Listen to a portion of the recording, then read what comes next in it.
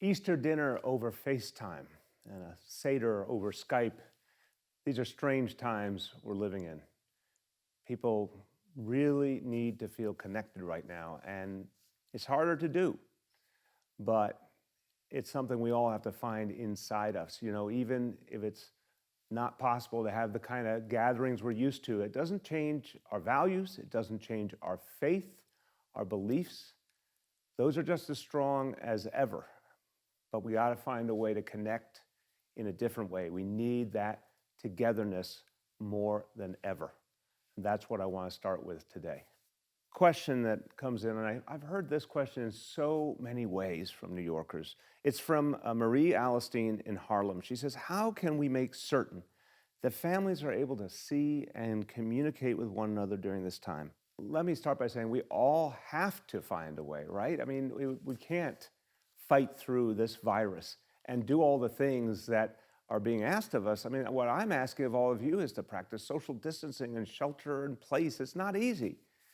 We need that sense of connection with the people we love to sustain us, but we have to do it in new ways.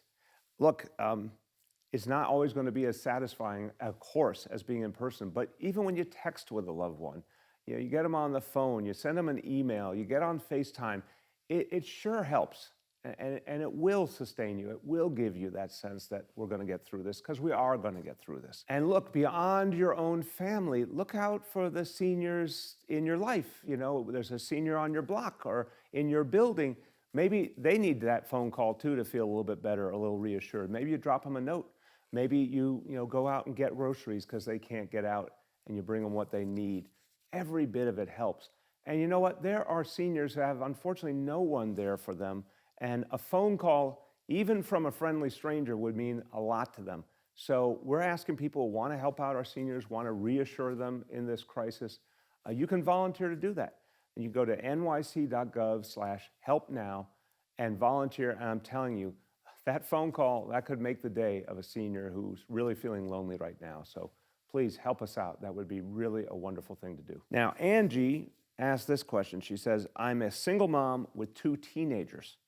And how can I apply for food assistance? Angie, so many people are going through this right now. I mean, look, we're talking about hundreds of thousands of people who have lost their jobs, don't have money, need food. And we think about this virus as a horrible health challenge that we're fighting every day in our hospitals. But you know what? This virus has created also immense dislocation in people's lives, taken away their livelihoods.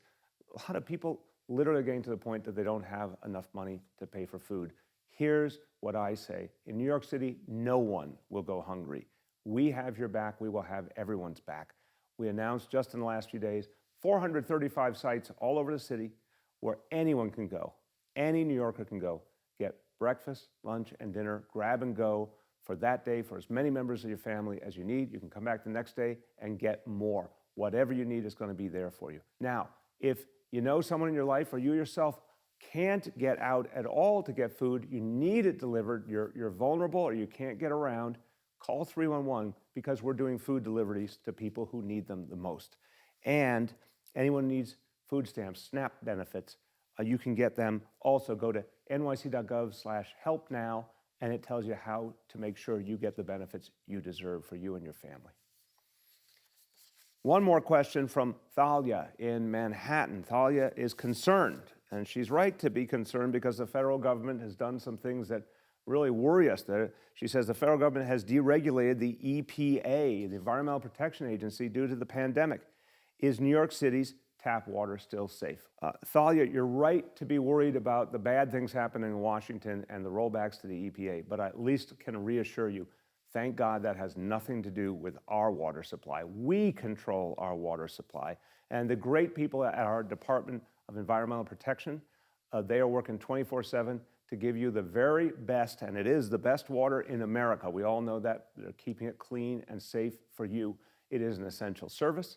We're making sure they always have the personnel they need. So you can rest assured your water supply is safe. Washington has nothing to do with it. It's going to be there for you no matter what. And I want you to know something a lot of people don't know. Another good thing is water does not act as a medium for this disease. coronavirus is not a waterborne disease, so you can drink that beautiful, wonderful New York City tap water and know you are safe and sound. Thanks for all these great questions. Keep them coming, and I'll keep giving you answers.